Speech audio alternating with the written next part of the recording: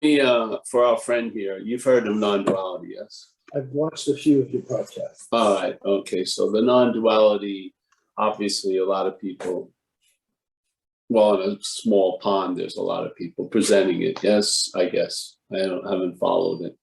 But we just take it basically by the definition. Non is not, yeah? So not would be more of a negation, something that seems to be so. So it's not so, yeah?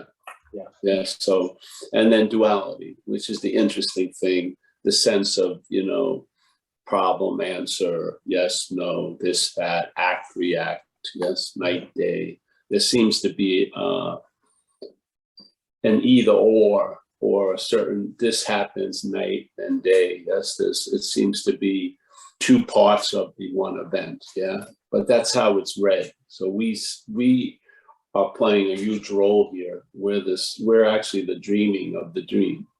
We are in the act of the dreaming of the dream. So the way how we see it is just an aspect of dreaming. It isn't that way, but it is that way to us. Yeah. So what non-duality is attempting to do is it's attempting to negate that us from the get-go. It's not saying follow this path and you're going to disappear like 3 years from now. It says basically your present condition is an appearance. Yeah. Yeah. This idea of Paul having a feeling of being the one who's experiencing, which would be the subject, and then the one who's experienced is seen as an object. Yeah, so that would be duality, subject, object. So, and the mental state is pretty much the GPS in this event. So the mental state has the subjectivity hybrided with the object. So when it thinks about it or you, it's pictured as a body.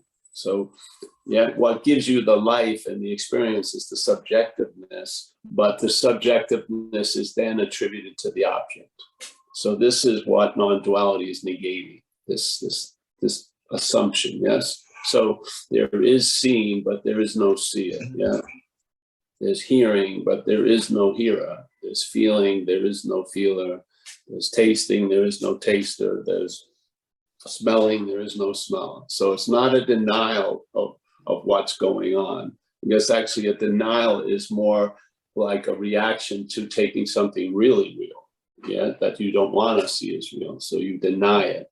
But because it's the it that's so big that you're an aspect of denying it. Negation is just negating the reality of that, the reality of things. That's all. It's not saying things are real and we're going to try to downsize them. No, it's negating the premise of this whole event. Yeah, and so the premise is found right where we're sitting. Yeah, which is idea of this. When seeing is noticed, it's attributed to the idea of a seer. So this is the bondage of self. The bondage of self is the seeing gets bonded to the idea of being a seer.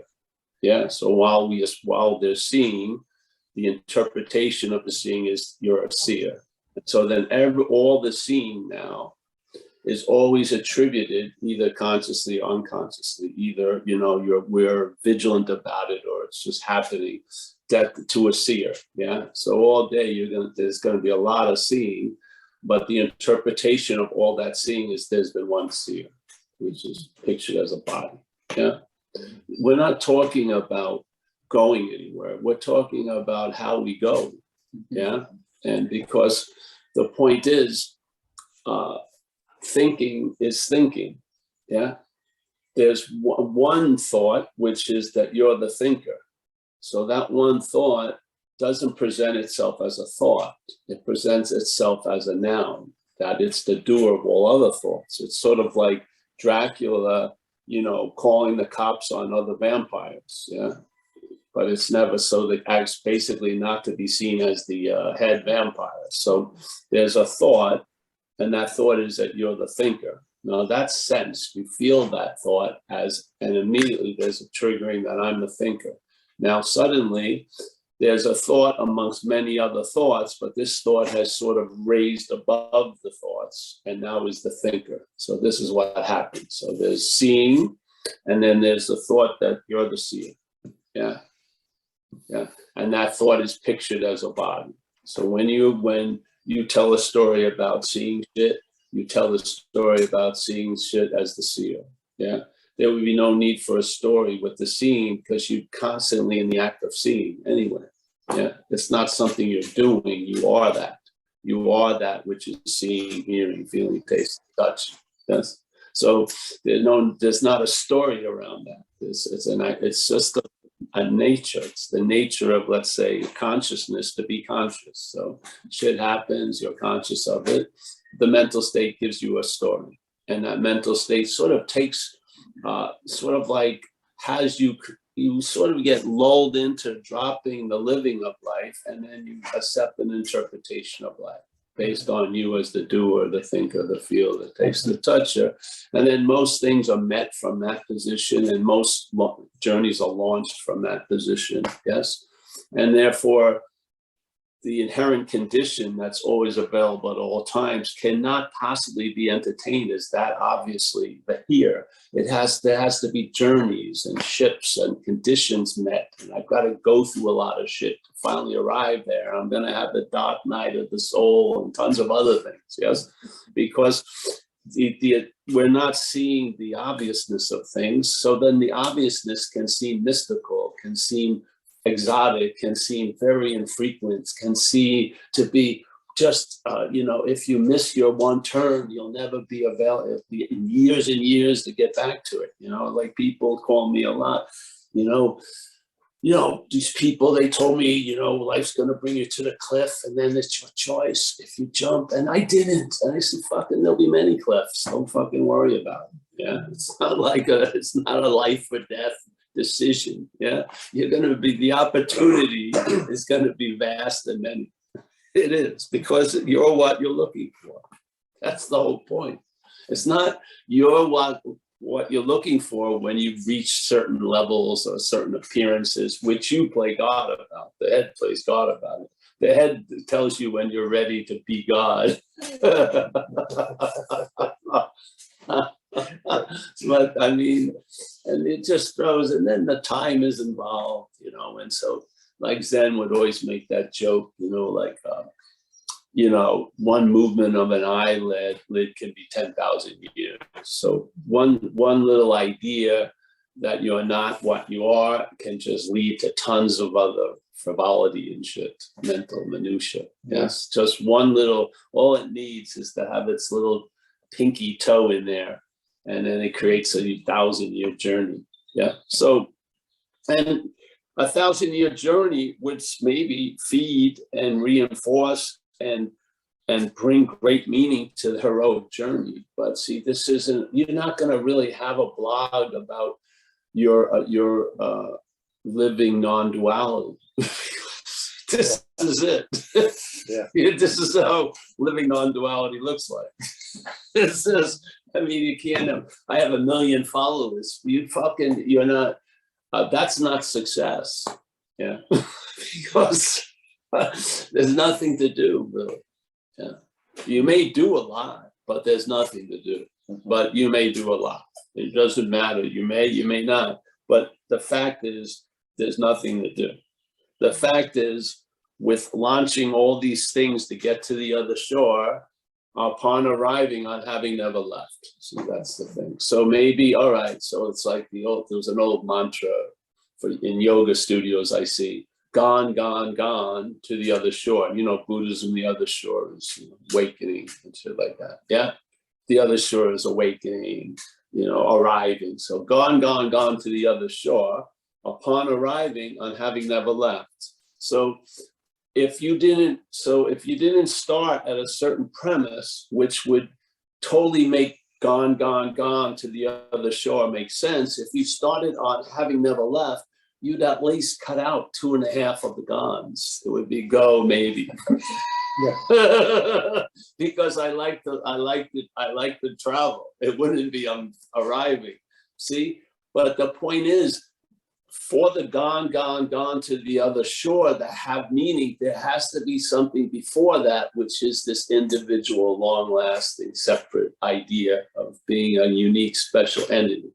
And that entity is now going to go gone to another shore, and hoping when it arrives there, something that's readily available right now will become available.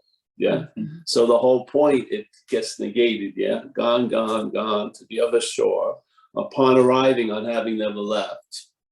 So basically, the premise of arriving is based on having never left. It's not based on arriving. Yeah. If you gave up the arriving, you'd still be there, because on having never left, yeah, is the premise. The premise of non-duality is based on having never left. The premise of non-duality is based on being ourselves reality. The premise of non-duality is, like St. Francis says, what's looking is what you're looking for. It doesn't say what's looking is going to be what you're looking for after it goes through a huge spiritual redo or rehab. No, right now, the dog shit awareness of being on right now is what you're looking for. How could that be? That doesn't seem too exciting. I seem to be wanting to get out of what's looking all day, but it isn't you're not trying to get out of what's looking, you're trying to get out of who's looking. Yeah. Because the what's looking is disguised by the activity of claiming the seeing into a form of looking called self-centeredness. Yeah. That's why we become blind to what we are, because we're trying to look for it as from what we're not. Yeah. So non-duality says, hey, listen, and it's a perfect, there's a great master, Ramana Maharshi, and a lot of people that had met him wrote about him, about his teachings, let's say, or the teachings. He wrote only one little thing, I think, in his own dialect in India, but a lot of other people wrote. And then if you read his teachings, you'll see certain things that are said in all of them. All of the different people who met him came back, when they describe the teachings, they usually say the same thing. And it's usually prefaced with the problem, the greatest mystery, whatever. And one of the ways he says it is, hey, as a presupposing, and the word pre is very important because obviously that's a product of time. Yeah. Pre and after, yes, is of time. So a pre-assuming, let's say. So you're assuming something, but when it's happening, you're not. The head's assuming something.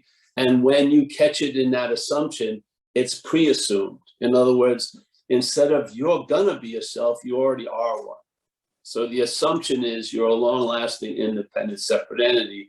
When you see that assumption, yeah, immediately it says you're the one who's seeing that assumption. The sense of being a long-lasting, independent, separate entity. It's very fast, yeah. So what you see it, there's a seeing of it, naked, nothing added, no embroidery, nothing. But the mental state arises very quickly, and then says, "Oh yes, I saw the presupposing, but you saw it as that which was presupposed." Too late. Yeah, exactly. Too late. Exactly. Yeah. So here it's okay. So there's a presupposing of a non-existent thing. What is it being presupposed? The non-existent, that is existing, that I'm the one who's existing, and that I represents a body. So the object is what's perceiving. Yeah. And there's a great Zen master that negates that completely. He says what can be perceived cannot be that which is perceiving. Yeah, but the narrative of our head is based on that which can be perceived as what's perceiving. So either one, they can't both be right in a sense. One, check it out.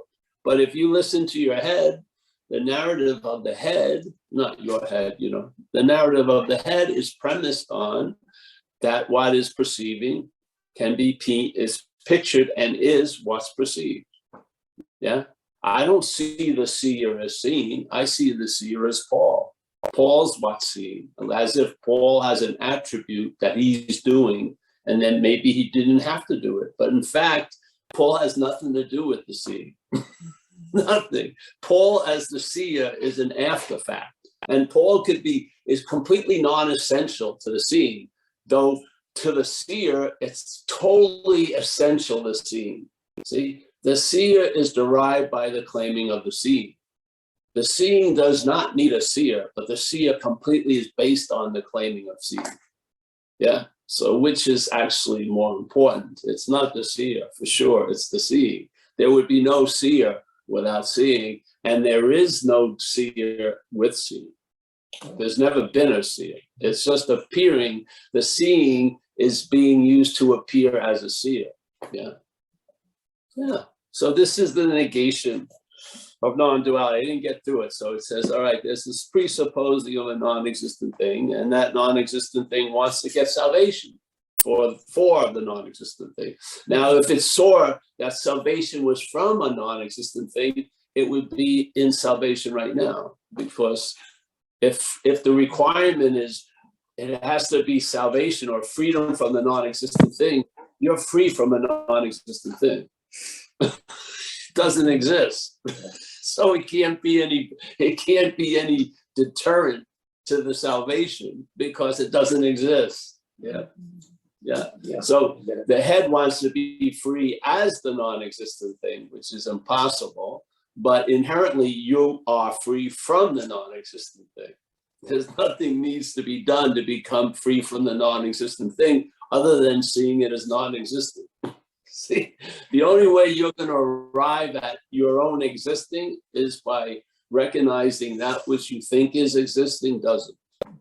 Yeah, if you try to arrive at your existence through that which doesn't exist, you're going to be looking a long, long time. You're going to use the existence to try to find the existence. That's how you seem to lose the existence.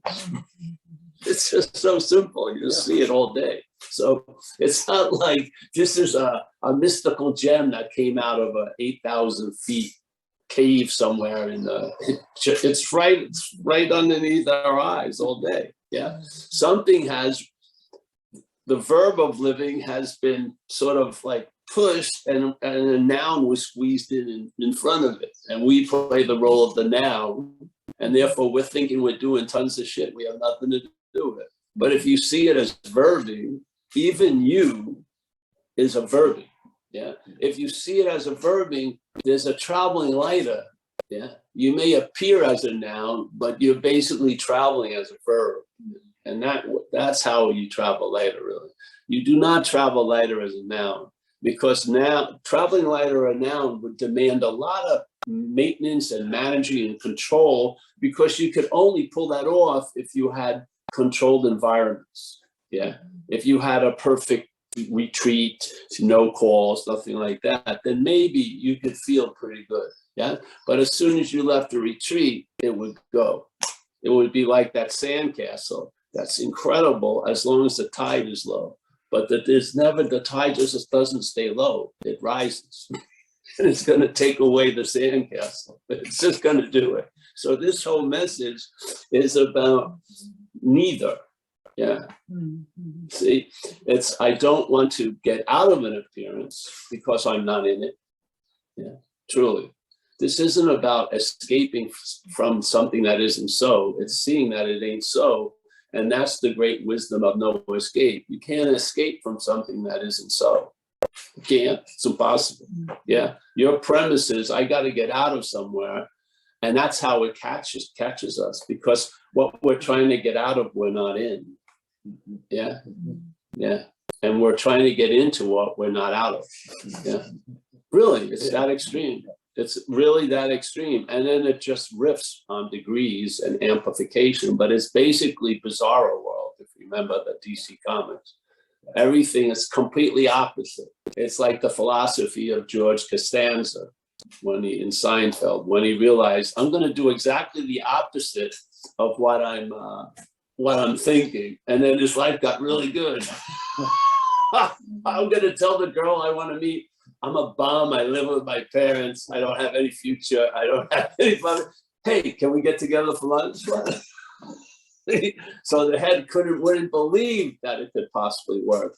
Yes, but now you're not listening about the head from the head. You're listening about the head from somewhere else. Yeah? You call it the innermost, or just somewhere other than that narration going on. Yeah, and then what's impossible for the head to imagine, you can see it pretty obviously. Yeah, you can.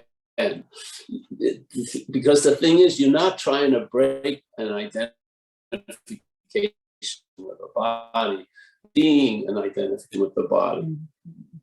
And it's that identification, seeing it, isn't giving you the formulated idea that you've got to get out of it. No, it's just, you see it. Yeah, it's sort of like the hand finally seeing the glove. Doesn't it mean that the hand just pulls out of the glove forever? It may just have to live as a glove, seemingly. But now the hand is aware that it's not the glove. Instead of trying to become aware of the hand as the glove, you see the glove from the hand, so to speak. Yes? So now, if you're seeing the glove from the glove and you're hoping that you're a hand, then I can't be anywhere near a fucking glove. Because as soon as I got close to the glove, I'd be the glove again. Yeah? No, you see the glove from the hand, and then it's fine to have a glove on. I swear to God, the requirements of being what you are in this message, none, really, because you're already that. Just like the whole story of traveling and getting to the shore gets completely dismissed by the last sentence on having never left. In this case, we use the last sentence as the first sentence. The premise is on having never left. So basically, you're not calling up a lot of spiritual travel agencies, really. You're not looking for the next heroic journey. You probably won't be. And you'll be more involved with now, basically. You'll be here, and you won't get chipped. You'll just be here all the time. I'm not saying it will be great all the time. You may be in a neutral condition, like between gears. You'll just be spaced in, so to speak. You'll just be walking around, and yeah. Yeah, I'm not like, got life by the balls and fucking trying to secrete every last, fucking neutral most of the time, just walking around, minding my own business, really. But then the ability to enjoy peace of mind is readily available. Yeah. If what you're looking for is what's looking, then time isn't an essential quality. Yeah. It's not going to take time to arrive. Yeah. Arriving and departing are of time. The solution's not of time.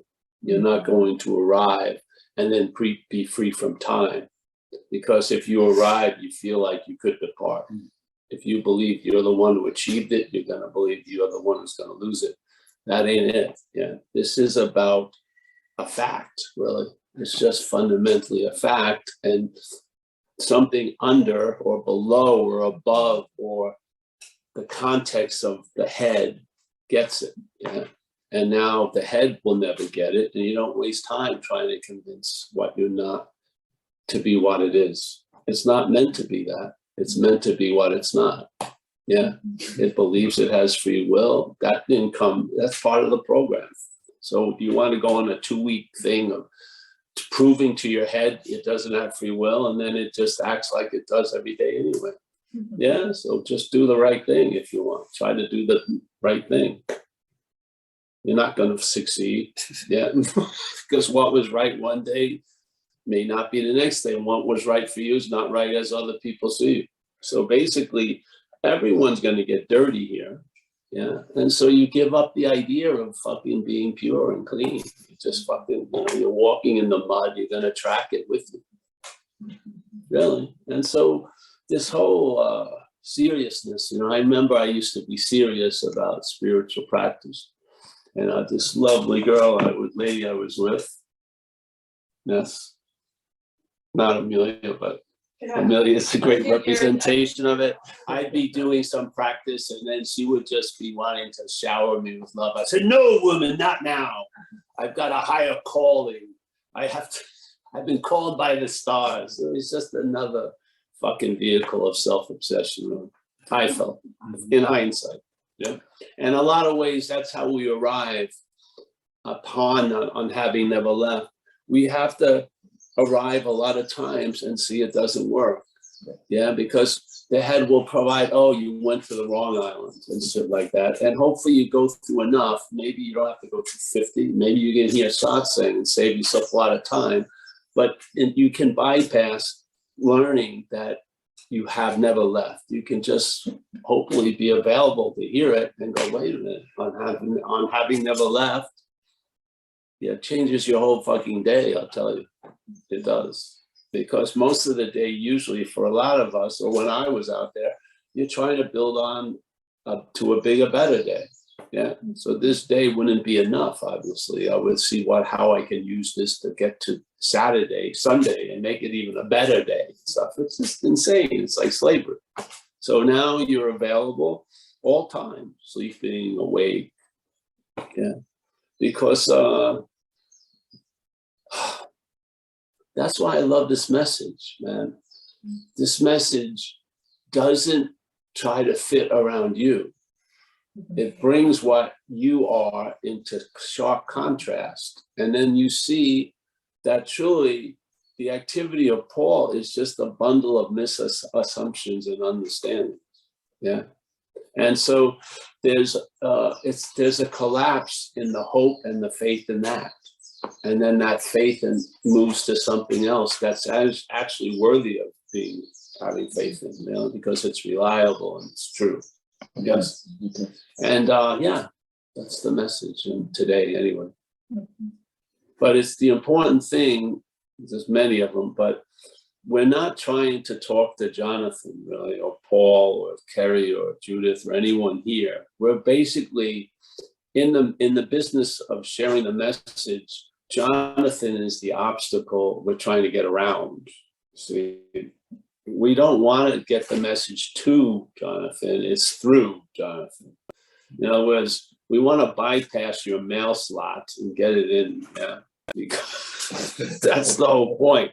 So people think, you know, I don't understand the word this guy's saying. In some respects, that's great if they keep showing up, because you confuse, you know, the action figure, because the action figure wants to catch the message and neuter it, really.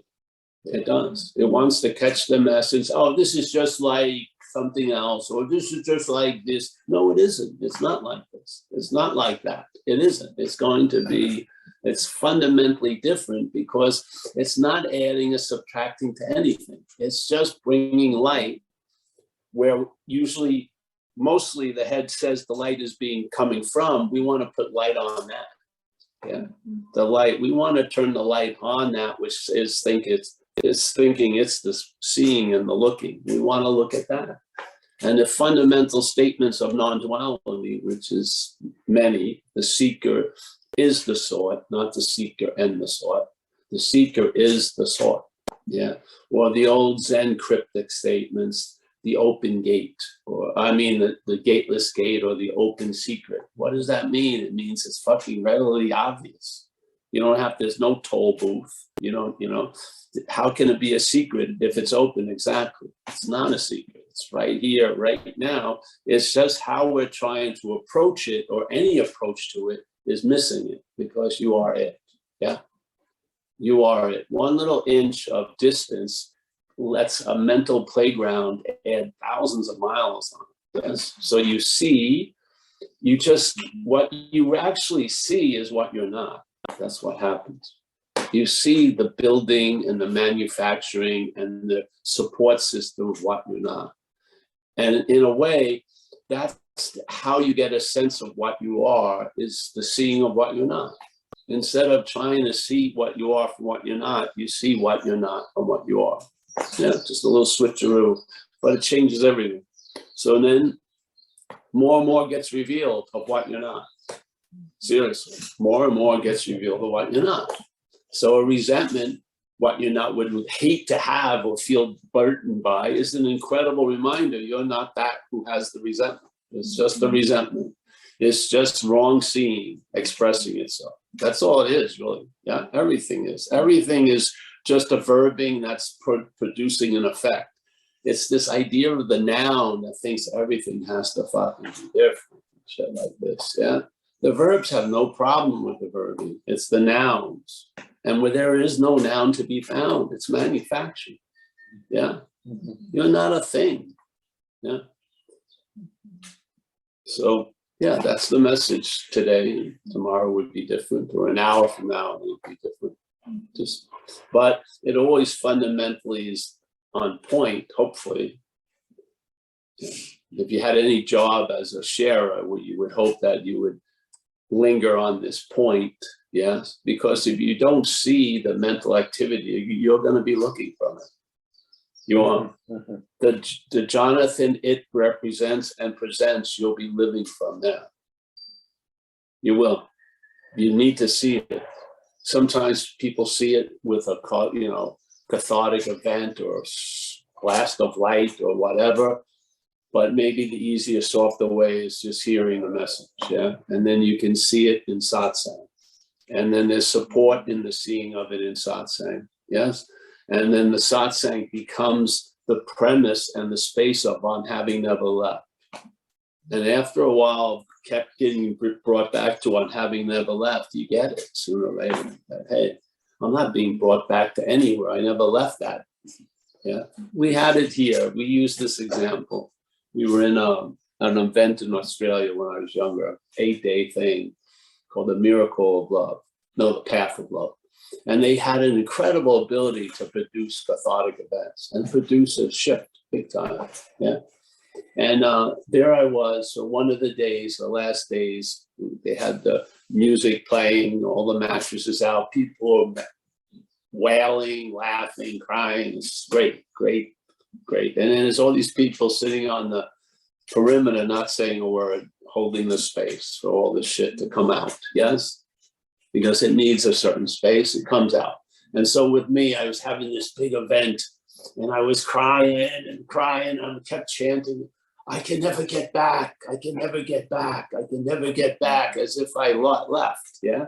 And then everyone in the spiritual seeking field loved it. I was like fucking christened. Wow, he got it. He got it. I can never get back. And then a few weeks later, I realized I can never get back because I never left.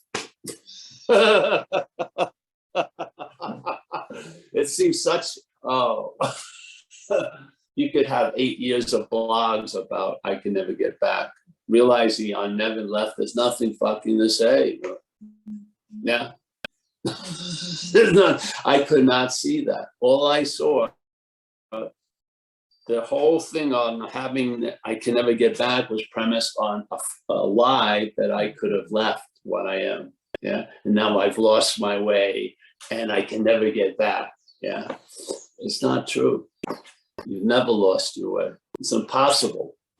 It's impossible for what you are to lose its way. It's completely. You're just having a hard time realizing how its weighing looks because you're thinking it should look a whole lot better. Why? Because that's what I was fed. Yeah, this was just like a dream of nirvana and I'm in it. Paul's going to feel great and you'll be untouched by emotions and feelings and women will come and I'll leave and I won't be affected whatsoever. That's not what happens. Things go on just as they go on, but you travel lighter with whatever life has in store for this experience. But even this experience, you have to be very clear, it's going to end. Yeah. This is not a lifetime calling. It is one lifetime calling. It's not a calling of infinity. It's going to end as if it never happened. Just like when you go to sleep at night, you forget the whole fucking story of the day. We just don't have a morning in the awake dream like we do for the night dream.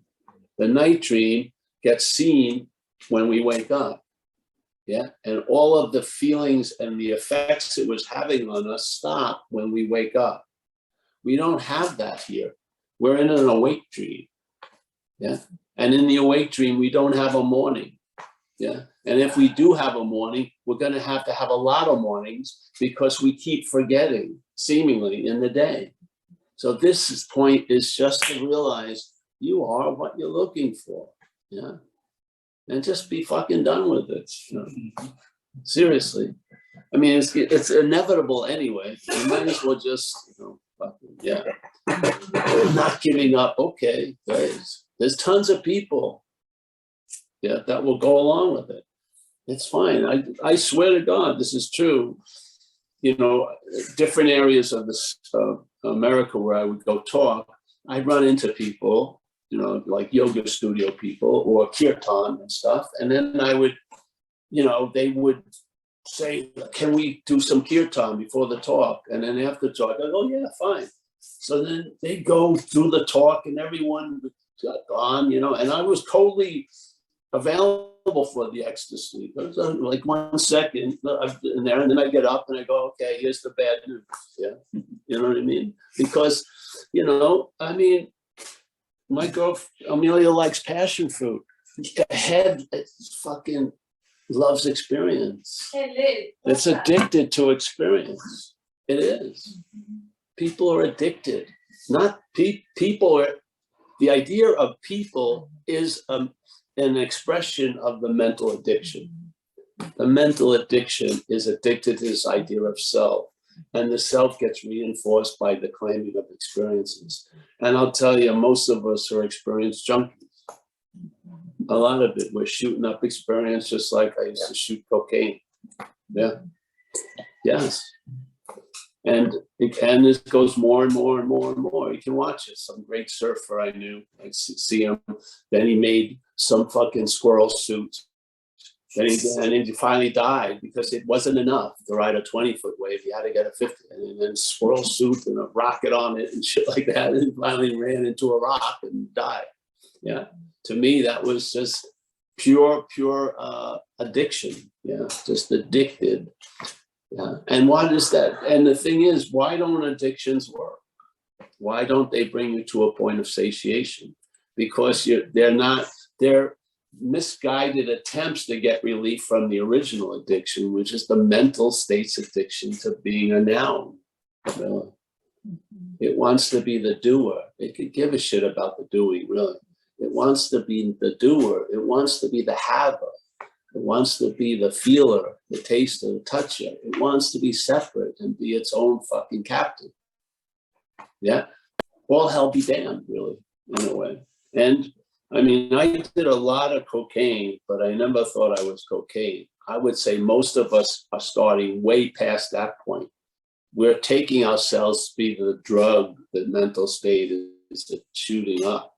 We're taking ourselves to be the doer, the thinker, the seer, the feeler, the taster, the toucher.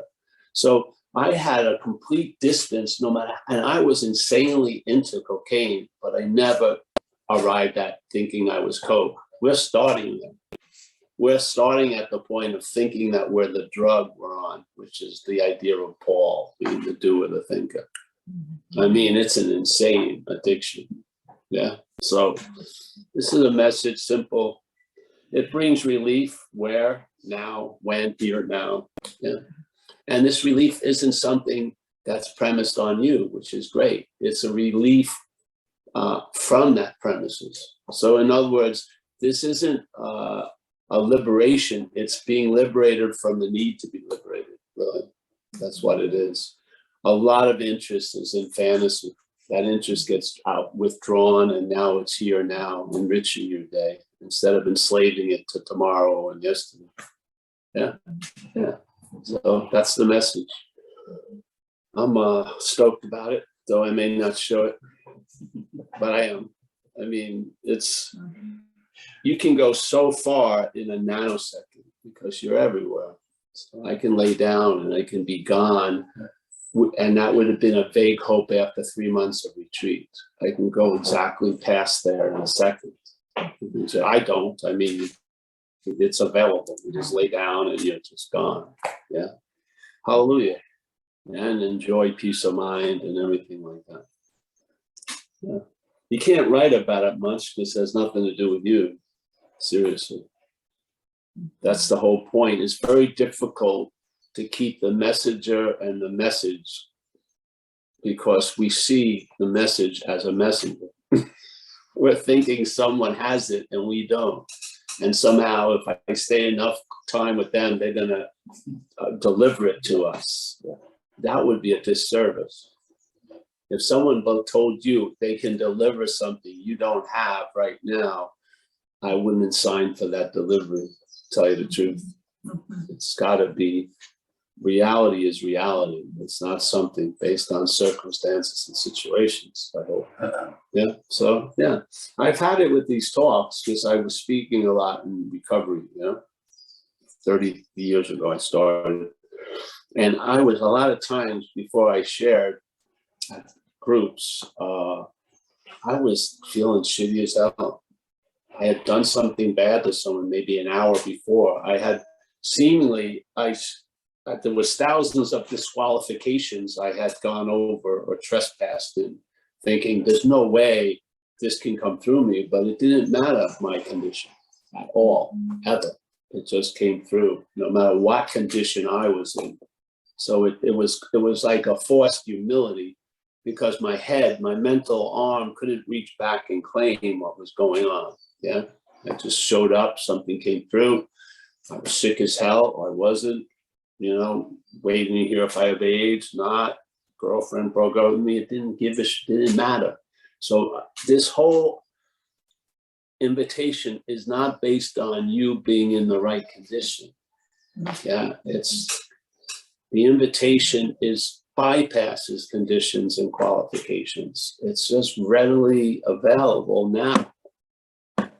Doesn't have to be polished, like that famous thing with the third, I think it was the third Zen patriarch, where he had a split because he was just like a bum, so to speak, and this one monk was going to be elevated to the thing, and he was talking about polishing the mirror of the mind, and then the guy said, "Who's fucking polishing what?" And then the other monks ran him off, and then the old monk found him and gave him the robe and said, "You're the fucking." He saw through, yeah. Because what are you going to see if you are the mirror and then you polishing it? You're just going to see you, see you that you're not. You're thinking you're the mirror as Paul. You're not. Paul is a reflection in the mirror. Yeah, focus. Yeah, we are the mirror, and the idea that. The mirror's nature is based on the condition of what's reflected in it is fucking insane. Yet that's how we see it. We see us as the mirror with foibles and conditions that have to be met to be the mirror. No, there are no conditions you need to be met. You're not the appearance in the mirror. You're the mirror. Yeah. You are ultimately the appearance, but as an appearance, you don't lose your nature. So if there's 20 appearances in a mirror, the mirror doesn't become an un-mirror. Yeah, thousands, one, none. It's still a mirror. Yeah, but the head is giving itself relevance constantly, as if I don't agree with you, you're not even going to get close to God. You know what I mean? And if you get close to God, I can obstruct that fucking life easily. And it's like we say in AA, it comes. You'll be shielded from the sunlight of the spirit.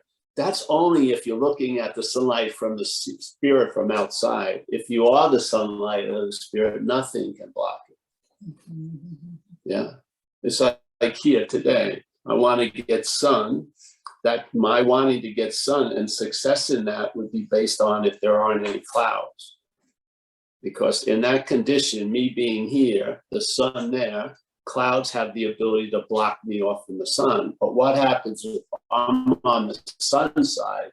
I still see the clouds, but they don't have any ability to block me from the sun, do they? That's the whole point of non-duality.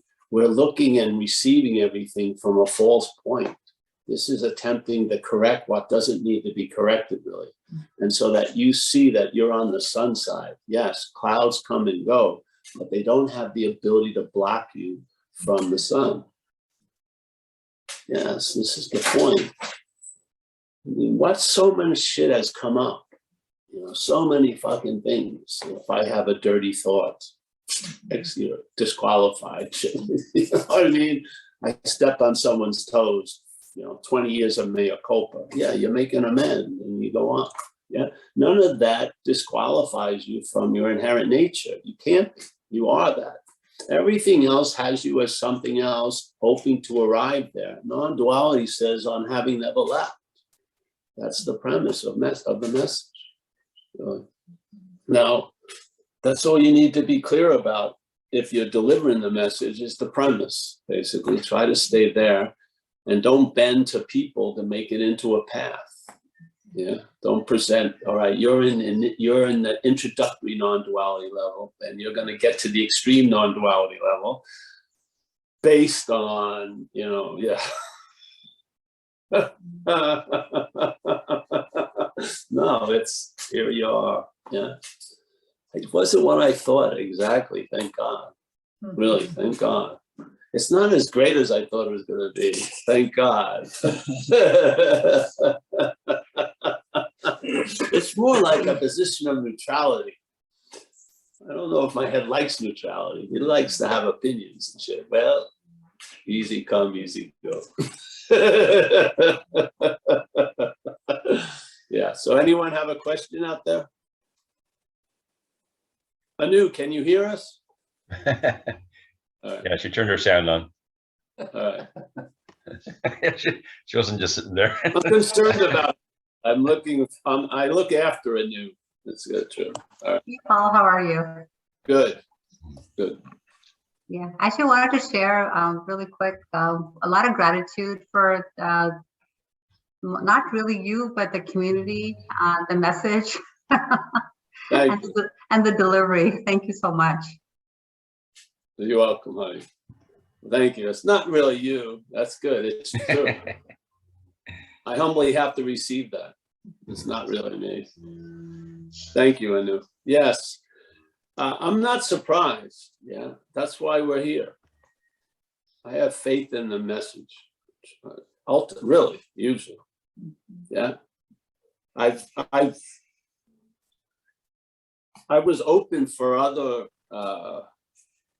revisions, but nothing's come. Yeah, I base, as far as I can see, I've carried the ball as long as I can and just put it down. Nothing else has picked it up since. So, yeah. So I'm happy, honey. I like to see the relief. I can even pick up on Zoom. Yeah, I can watch people's facial structure change, and that angst you can see with the influence of time on people. Yeah, yeah. I like it when it drops. Yeah, yeah. If you want to be readily available for that which is going to come, be readily available now, because it's always going to be now when it comes. Yeah. Whatever it is, the best preparatory condition to be in is being here now, because it's going to be now when it ever shows up. So you might as well, yeah, instead of this whole fucking fantasy, just, yeah, this is it. Yeah. Yeah. So, all right. Anyone else, Mike? Yeah, thanks, Anu. Oops. I don't know. Hold on. Someone's beaming. I declined it. It's okay. I did. Yeah. Philip. Someone calls me. We got Philip. I think it was Muji. Muji called. Can you hear us? Can you hear me? Philip. Philip from Brisbane. I haven't seen Philip in a while. Hi, Paul. Hey, Phil. How are you? You're back from the. Sorry? You're back from the wilderness. Oh, you're back? Yeah, that's right. I've sort of flatlined, to be honest, which is nice, So Yeah. thank you so much. You're looking very rugged today. It must be the Hawaiian sun, is it? Yes. Yes. I'm going to seed. It's trouble. I'm going to seed. All right. Yeah. I sort of feel compelled to ask a question every time I come here, but I just, one thing, I grew up a Christian, and forgiveness was such a big thing, that God will forgive every sin that you do, everything you make, and I never understood that, and I just feel Well, that, he already has. Sorry? He already has. Exactly, yeah. So in that sense, I see it as the idea of responsibility that you talk about, the dog shitting on the neighbor's lawn thing, where, you're accountable, but you're not responsible. Yeah. And so I guess that's what forgiveness is that you no matter what you do, you are forgiven because you can't be responsible. You know, Well, and that's, remember what Jesus supposedly said when he was on the cross? He said, "Forgive them, Father, for they do not know what they do." You That's could right. have that day, Tuesday, Wednesday, Thursday, Friday, Saturday, Sunday. yeah. Yeah. Yeah, that's right. Yeah, and for me, it kind of makes sense, just in this sense of this the freedom from me. You know, I think when I find this interesting, this idea of denial versus negation, and ultimately, would you say that ultimately negation is always only ever the me in things? It's not, you're not negating experience so much as No. Yeah. Yes. But negation is just truth telling, really. So the understanding of non-duality is really about the misunderstandings. Yeah. Yeah. yeah. You don't Right. see you trying to understand that you are that from what you're not is a misunderstanding. Yeah. Yeah. Yeah. What you're not cannot understand what it is. It's impossible. Yeah. So these are all misunderstandings. The misunderstanding that you're going to get it.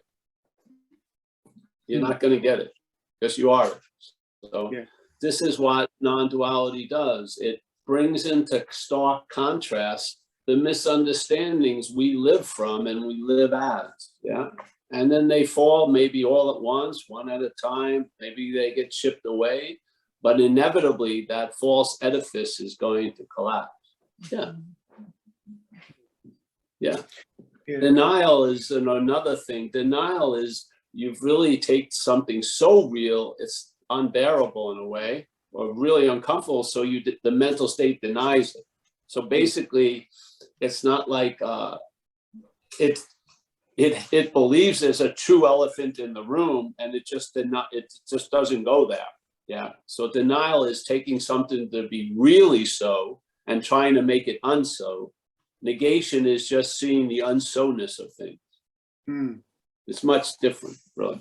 Yeah. The denial is it's a mental activity. Yeah. It doesn't break the boundary of the reality it's taking everything to be. It's just denying some shit because it's unbearable to its idea of itself, you know, that it did something to someone. How could I have ever done that? Well, I'm just going to fucking live in denial. Yeah. How am I going to do that? Maybe drink a lot or something like that. Yeah. Because certain things just break the whole fucking fragile little China shop story.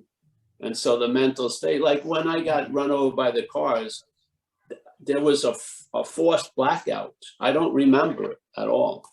Yeah. When my father died, I remembered everything. 3 months later, at 9, when my grandmother died, who I really loved, I forgot everything. I don't have any memory of my grandmother dying or anything. Yet my father died only a few months before, and I have memory of it all. None about my grandmother. See, this is there was a denial of something that I could not take, like losing my grandmother, because she was like the love of my life. So the head did me a tender mercy in a way, just denied everything, forgot it. Yes. But it doesn't forget it, obviously. It just puts it in a room and locks it. Shit. That's what's denied takes up a huge amount of space. What's negated is a freeing of the space by the appearance in it. Yeah. So now the space is free from the appearance in it. Yeah. Yeah. So that's how I see it. One of the big things for me is that the head keeps coming up. Well, if there's no me, well, who's going to look after this? You know. Yeah, sure. And that's 101. It does it all the time. Yeah. And then I realized that it looks after itself. It doesn't need anything. You know, it's so complete and self. It's like my dog. You know, the dog doesn't think about it. It just looks after. It just things just take place, and it seems to. That's right. Yeah. And the dog could move to another owner quickly, really. Yeah. You may, feel a sense of loss, but then as soon as you give him a big bone, he'll be happy as hell. We just left our dog. The dog is, we're totally forgotten. That, you know, dog sitter is like the god of the dog now. Yeah. When I get home, I won't even recognize me. Yeah. Yeah. So no, I feel the action figure.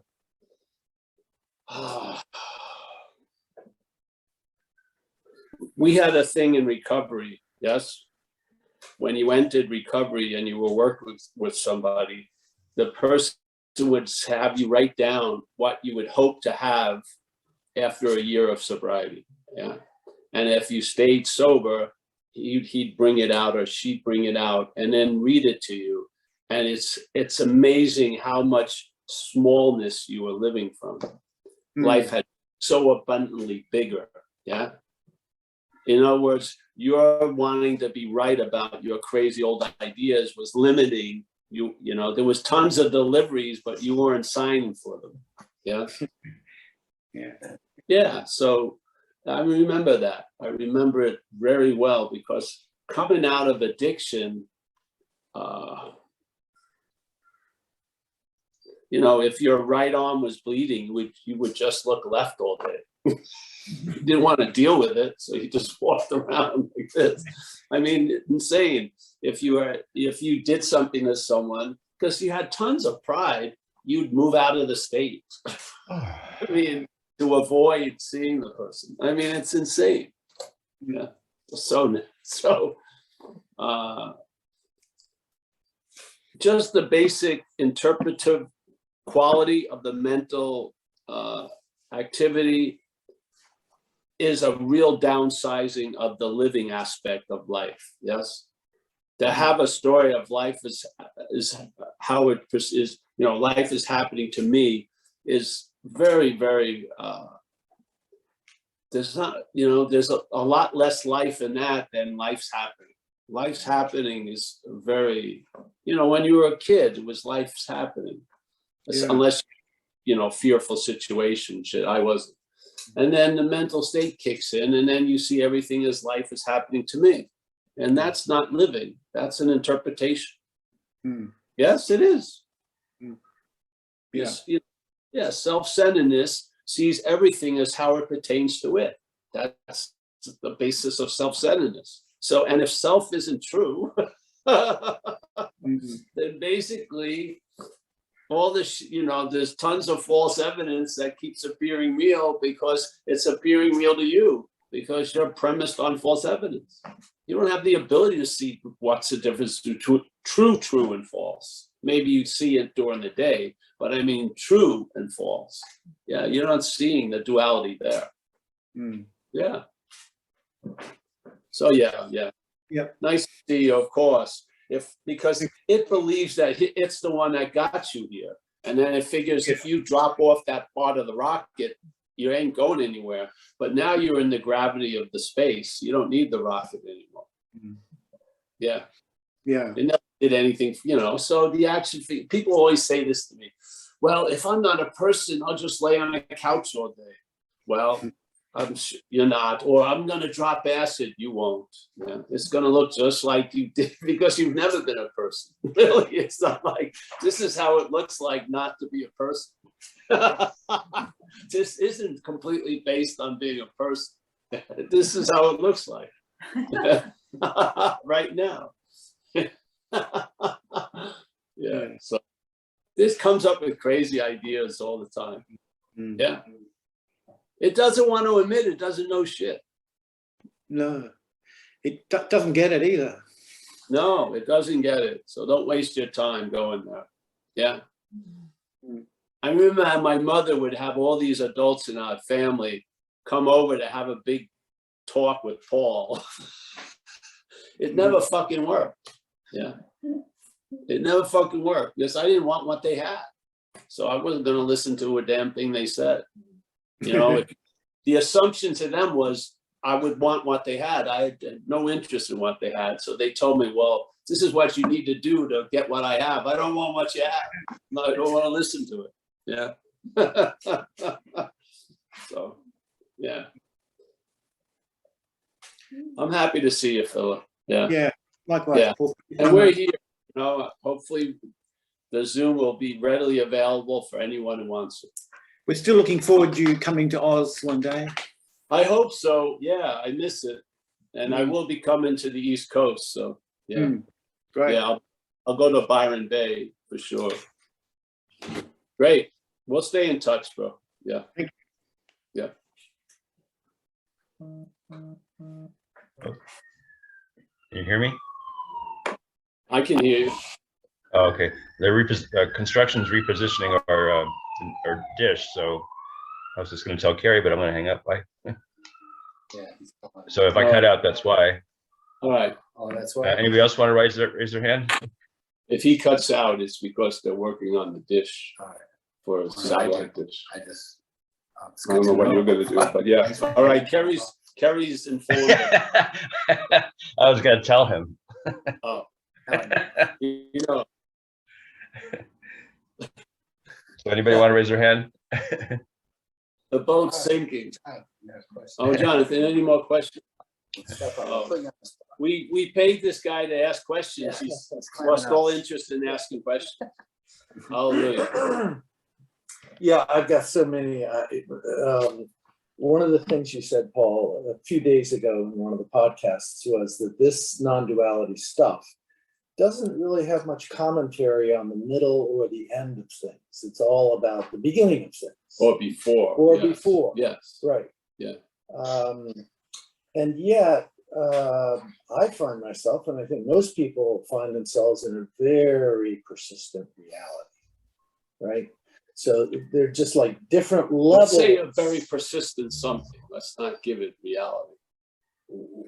Well, okay, so maybe this is something I'm resistant to, because it is the reality for whoever is dreaming it up as their reality.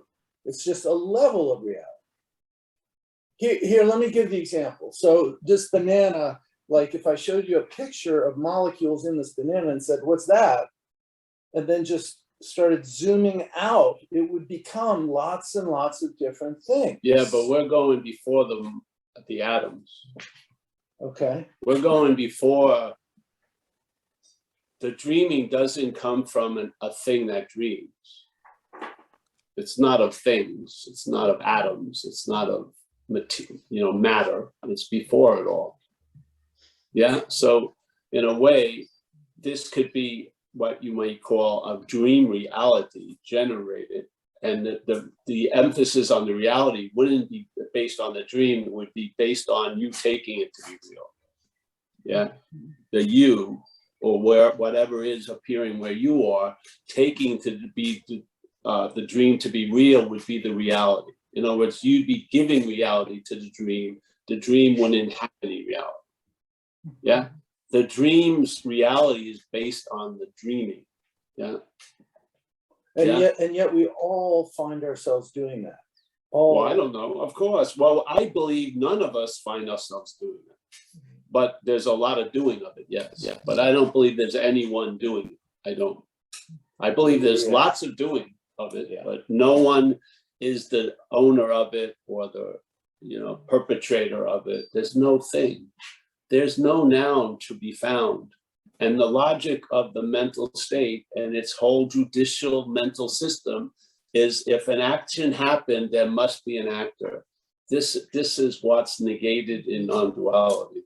There's supposedly Lord Buddha said, events happen, deeds are done, but there's no individual doer thereof. That's the whole premise of non-duality. It's not denying or negating events happen and deeds are done. It's negating the idea of the doer of it or the attender of the event. Yes, that's all it's doing. It's negating, because that's the premise everything else shoots off from. Yeah. So instead of going, trying to knock down thousands of examples, you're going to in other words, trying to cut through millions of films, you're going to the projector, basically. Yeah. And you're questioning, all right, the light is light, and then it moves through this projector, and then it appears differentiated. But ultimately, it's light, non-differentiated light. But when it comes through this, it differentiates. And then I see yes or no, this or that. Yes, object, this object, separation, all these things become seemingly real based on a perception of it, based not on fact. It's dreaming. Yeah. So as the Course in Miracles says, it says it's projection, then perception. So mind, big M mind is dreaming, and then this little position, which would be the dreamt, yeah, perceives it. So when this perceives the mind's projection, which is dreaming, it takes it to be real. Mm-hmm. It's not real, it takes it to be real. Mm-hmm. Yeah. Because the dreamt is reality. That's taking something that's not real to be real when it sees it through this. Yes?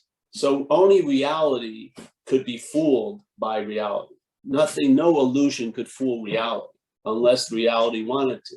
And the way it produces that, I feel, is the dreaming forgets that it's dreaming by moving through the dreamt.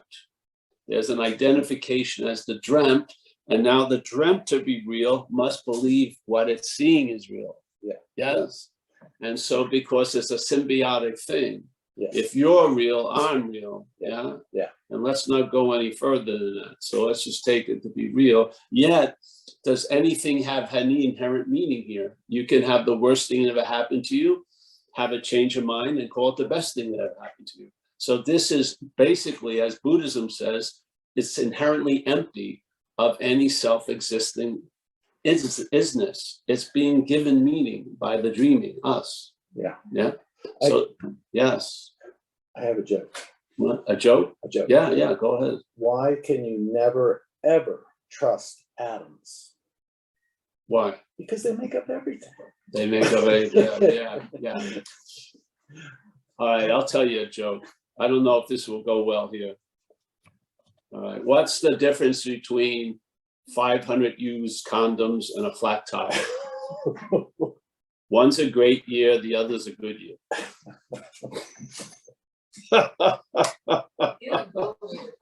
What?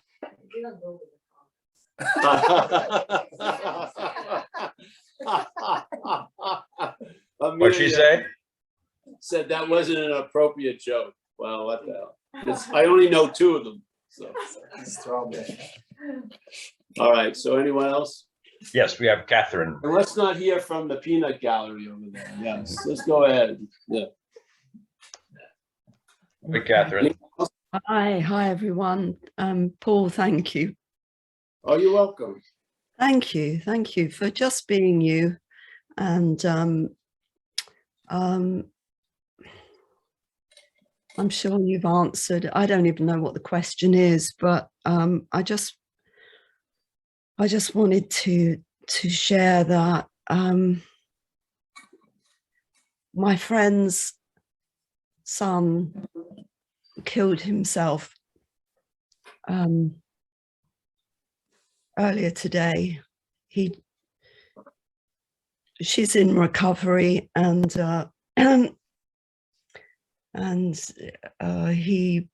he couldn't get it,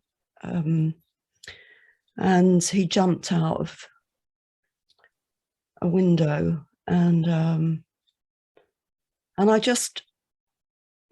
I spoke with her earlier today, and you talked about this place in Australia that set the scene for these cathartic feelings, which maybe is on some level is a kind of luxury to walk into that particular environment with some kind of sense of holding and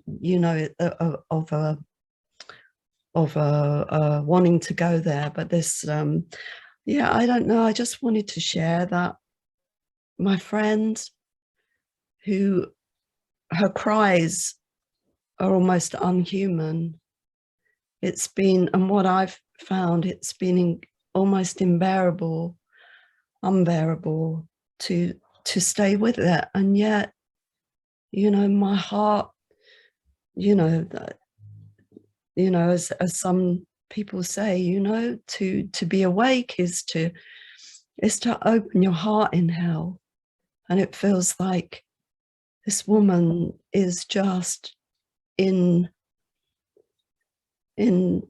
pain, where, you know, for me to say something like, you know, God doesn't give you more than you can handle would just be totally inappropriate and unhelpful. But I was just wanting to share,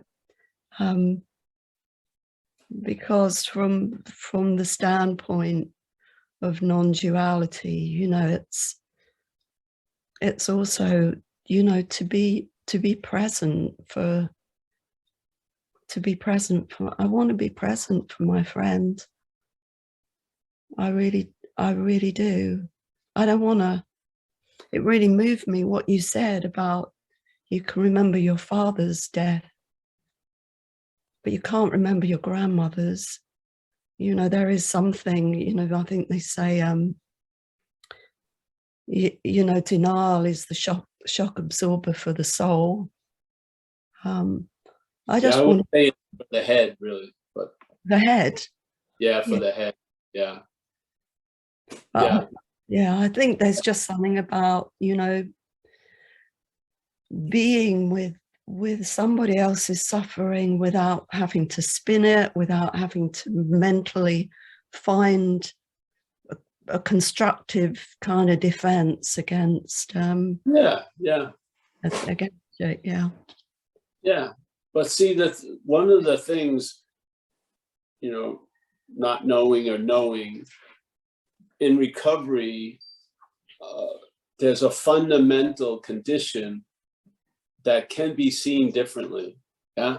So a lot of times things are quite unbearable because, and there seems to be no escape because there's an identification as the one that's the cause of it somehow. If you could entertain it as being foreign, a possibility of being free from it becomes available. Yes, I've seen it with recovery. That was one of the first big things that happened with me when I saw the word self in the book of recovery representing something foreign to me. Immediately a possibility of being free from it became available, and it told me why it hadn't become available before. That was, I was identified as it. I was taking myself to be that, which was driving me in a way crazy. Yeah.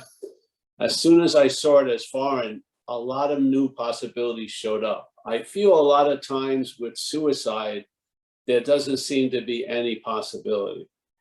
Yeah, because my brother killed himself, my sister killed herself, and circumstances can lend themselves to bring someone to there, and there's no way out because they're taking themselves to be the thing. Yeah, that's driving them crazy. If they could possibly see it in a different light, then there's other possibilities. And from non-duality, I don't see anything. You know, people appearing and disappearing doesn't happen on my fucking train schedule, you know, just, I saw my Uncle Fred when I was young. My Uncle Fred died, and my mother took me to the funeral home, and we were sitting in the front. I was like, I don't know how old, and not that old. And my mother said, Paul, you want to go say goodbye to Uncle Fred? And I really didn't, you know, but I didn't want to see him. He was an open casket. So she dragged me up there. And when I looked at Uncle Fred, I saw that that wasn't Uncle Fred. It was super clear, like nanosecond. I didn't think it was an Uncle Fred. I saw it wasn't Uncle Fred. The thinking came later. Yeah, it was so obvious. That was not Uncle Fred. I had mistaken something to be something else. Yeah, because I was living seemingly in that mistake. I took this to be Paul, therefore I threw that at Uncle Fred. When I saw this inert, it was obvious that ain't Uncle Fred. Yeah. Now, you can have that experience and still go on your merry way, taking yourself to be Paul. You know, I mean, or maybe something will happen down the road and then you'll remember that day you know, when you were 8 years old and you saw Uncle Fred and you realized that wasn't Uncle Fred, and now you realize why you saw Uncle Fred as a body. Obviously, you were seeing you as a body. Yeah. So, yeah, the meaning this is given to other things. Yeah. So, yeah, I feel at least the relief that has happened to the action figure in recovery from that addiction of drugs and alcohol and everything else running from has been profound, just with that simple recognition of self as other. Yeah. So I don't know what it would do for anyone, but I tell you, it opened a lot of doors. Because if you see a lot of people blow their brains out, yeah, they don't shoot themselves in the elbow, they shoot themselves in the head, because it's the head that seems to be the source of the driving one's crazy. You're not of the head, you know. You may seem to be in it, but you're not of it. And I think with that possibility, it begets a lot of other possibilities. Without that possibility, a whole corridor of possibilities is shut off. Yeah, when you're identified as something, it limits a lot of possibilities concerning that situation. It does. So the message, in a way, of non-duality is just that. Yeah, what you're taking yourself to be is not you taking yourself to be that. The mental state is taking yourself to be that. When it's doing that, you call it you're taking yourself to be that. It's not. It's informing you of an assumption, and then we just gobble it up, and we live as if we're the mental state, and we're not. We're not. So the mental state says, "I'm really flipped out." You're not flipped out. On one level, you're fucking completely free from flip out. But the head is agitated, and therefore, identifying as the head, you're agitated. You see? There's agitation, and then there's your agitation. They're completely different beasts. Yeah. You may not be able to be free from agitation, but you can be free from your agitation. You can. The your can drop. The my can weaken. Yeah. And that's really the moment to moment traveling lighter in life is the being freed from the weight of my and your. Yes. And that only comes from seeing something that's always being presented as you, as not you. That's the basis of that relief. It's not on that you got super great and super, no, it's you saw it's not you. That's the whole basis of it. Yeah. You can do whatever you want down the road, but the basis of it is that which you used to take yourself to be, you see as other. Yes.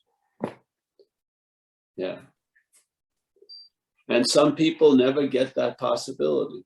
And some people get overwhelmed by consequences. And I have empathy, a huge amount of it, because I don't know what it's like in someone's head, how high the volume's up. I don't. I've never been what they call depressed for long periods of time. I never had it. I don't know what the fuck I'm talking about with it. Yeah. So I have a lot of empathy, because the mental state can produce exquisite suffering. It can, with false evidence. It can have you in such a situation that it seems hopeless, but thank God, as we say in recovery, it seems hopeless. It's appearing to you that it's hopeless. If you're not that which it's appearing to, there you'll see hope. Yeah, there's a possibility there. Yeah, I'm not in the business of hope, but I'm using it as an example. Yeah, something sees it hopeless, but it's not you. There's your out. Yeah. So, yeah. Is that what you'd call faith? Well, faith comes a lot of ways. I call faith a force, sort of like gravity. And faith is a determining factor in everything. And the faith is going to manifest by the vehicle it's put in. So if there's faith in the mental presentation of this life, you're going to live a lot of anxiety, and you're going to be shrieking from a lot of false evidence. If the faith is sort of what's like we call in recovery, the infinite, you'll have an ease and comfort in the circumstances you are in, not the circumstances you're imagining yourself to be in or that you were once in, but actually right now. There'll be an ease and comfort available now in these circumstances. Yeah. So do you think you can hold that faith for another? You can. Of course you can. But see, people, action figures have destinies. Yes. There's a destiny. There's things happen. And my whole rule of thumb with that is if something happened, it was supposed to happen. If something didn't, it wasn't, really. And I don't try to figure things out with mental logic, because it's going to look very, very fucking convoluted. And I'd have to come up with some weird rationale to explain it. I don't feel like you need to explain a mystery. You just live the mystery. Yeah, I have no idea how fucking things happen. Yeah, what caused my sister to do something that she hadn't done for 42 years, and then one night she did it? What drove my brother in this dream world to shoot himself with a gun? You know, I have no idea. I mean, I can speculate, but what the fuck? Yeah. Yeah. So, but I have great gratitude that I'm not there right now. Yeah. Right now I'm on easy street, and I'm thankful for it. Yeah. And I think that's a damn good, appropriate response to what's happening right now is gratitude. There's insane reactions to what's not happening, because in what's not happening, anything could be happening. You could believe you're completely destitute when you have $1 million, and you'll be acting like, you'll be begging, for money at 7-Eleven, and you drove up in a Rolls Royce. It's that insane. Yes. But at least recognizing what you're not, gives you a sense of groundedness in what's happening. Now, what's happening doesn't have all the possibilities of what's not happening, but it does have a possibility that what's not happening doesn't have, which is it's happening. It's happening. Yes. And the only way what's not happening is happening now is that what's happening is entertaining. There's no way next Saturday can intrude on this Saturday. There's no fucking way. It can't bleed into this Saturday. I'd have to imagine it. And that's faith. Faith in the thought system produces anxiety completely. Yeah. I'm running out of battery soon. Faith in the thought system. You want to see a demonstration of faith? Faith in the thought system produces anxiety. Yes. It makes real incredible mental fucking grazing areas called past and future. And the head just thrives there because that's where it's the God. You're not going to find the living God in the past or the future. It's now. Yeah, the only God you're with then is the head. And it's going to tell you a lot of shit, a lot of false evidence. And you're going to be a nervous wreck. Who has the ability? It's hard enough to deal with the today. I mean, to deal with a few years in one day is insane. Yeah. So, yes. That's my little rant. I don't know. Yeah. I do know there's relief available. And I do know the mental state's ability to hold sway is based on an identification as what it's presenting. That's for sure. Yeah. There's an identification as that which it's presenting. That's what keeps the story going. Yeah, we are the light. Its production value is actually pretty weak if you see it. It's you're bringing in all the belief and the faith in it. It doesn't have any. It's false evidence. False evidence is false evidence is false evidence. It's false evidence. but there's one little thing. It can appear to be real to what's real in this place, in this dreaming, and it does, yeah. We're taking a lot of false evidence to appear to be real. Yeah. Yeah. What are we doing here? We're sharing. We're not sharing a unique mystical fucking jewel from the seventh Neptune. We're showing exactly what's happening, what's available. You can have freedom right where you stand from what you're not. Why? Because you're not that. Yeah. Once you get, I am and I'm not clear, then you'll see things a lot differently. Yeah. Yeah. I have people come and, they're presenting an act of being identified as the body. And then they speak from there saying, it's impossible for me to picture myself not as a body, obviously, because you're speaking from the body identification. The system wouldn't be worth being a system if it didn't protect itself. You know what I mean? When you're identified as something, you don't know you're identified as something. That's usually how it keeps going. That's what we're attempting to bring some light to, is to see if what you believe to be so is so. If it ain't, all new possibilities arrive. Yeah. You're the one that's delaying the delivery. It has nothing to do with, life isn't revealing. No, life is constantly revealing itself super clearly. We don't want to see it, because we're captured by this activity, like in a junkie. Yeah. Who doesn't want to have, being at a cliff with your hair blowing, with girlfriends previous and future looking, he's giving up, he's surrendering, yes. Who wants to just fucking, walk to the 7-Eleven and not be recognized by the guy behind the counter? You didn't see how clear my eyes are. Shit. No one fucking cares. Yes. It's just dog shit awareness. I'm awake to being awake. The fact is, we're all awake. You can seem to be awake to that fact, or you can seem to be asleep to that fact. Your condition does not change that fact. I don't give a shit how much you believe you're not awake. It does not change the fact you're awake. It doesn't. It can maybe seem to make the appearance of that to be true for 80 years at most, 90. It can't even keep the story up to that long. 90 years is a real long time, not to a lot of things. To us it is, yeah. But it's nothing. Like what happens, we talk about, you have a dream of drinking a Slurpee, like a 5-second little event. Then the next night you dream of a 300-year epic. How long does it take to wake up from both dreams? There's no time at all.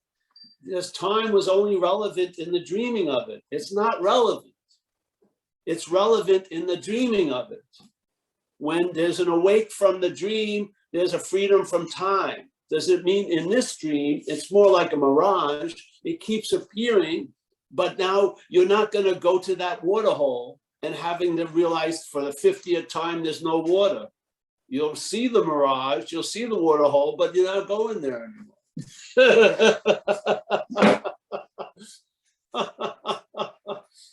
It appears as if it's so, but it ain't so. Yeah, so yes, I have a lot of empathy. Most of it I show at the recovery meetings.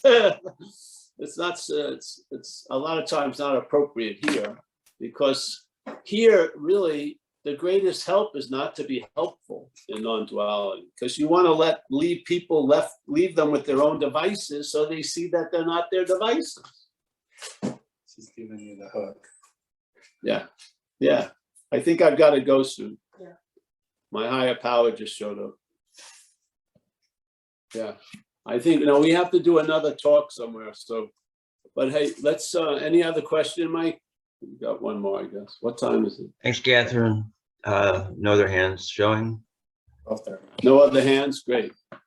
I thought I saw Catherine again. You want to put your hand up? I can only, yeah. Or I'm just going to start saying goodbye. All right, we're going to say goodbye. PK has already left the premises. Oh, no, there he is. I see an arm. Oh, there, he's raising his arm up. All right, there he goes. We got Anu. Nice to see you. And thank you for the share, Anu. We'll be back home next week on Thursday, hopefully. We got Mike C, as always. Yeah. We got Don O. Nice to see you, Don. Robert French, our main man in New Zealand. Nice to see you, Robert. We got Tyler. Tyler, thank you for the service. Thank you for Philip. Nice to see you again. Steve, I think in Germany. I don't see you, but I know you're there. Roman, nice to see you, Roman. Germany. Catherine, thank you. I think it sounds like you're in the UK or somewhere. Yeah. Yes, I think so. We got Mike. I think that was Mike Z. Kenneth from Vancouver. Nice to see you, Kenneth. Tommy, Ireland. Michael, nice to see you, Michael. Up there, yeah. David from Oz, there he is. Nice to see you, Dave. Yeah. Stefan on having never left. He's my prime example. Nice. Walter, always a pleasure, Walter. Yes. A brother from another mother. Yeah, yeah. Now we got Zoe. Zoe has returned. Ah, nice to see you, Zoe.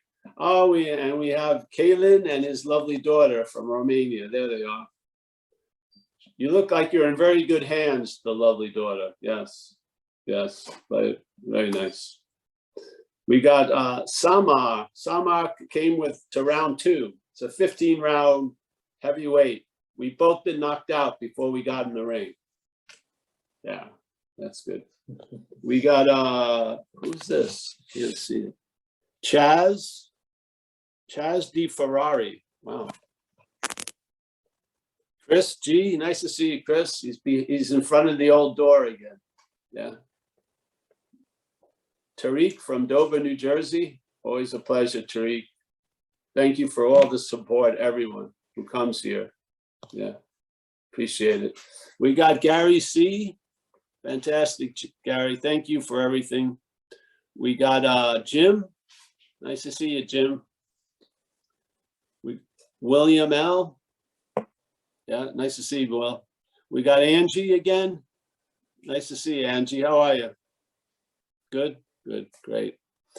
We got Chris from Mammoth Lakes. There he is. We've got Elaine. Oh, Elaine and Carl. There they are. Nice to see you too. We got Brahmi. Brahmi is in Maryland. We're so happy. There's Brahmi. Brahmi's living the wildlife now. Yeah.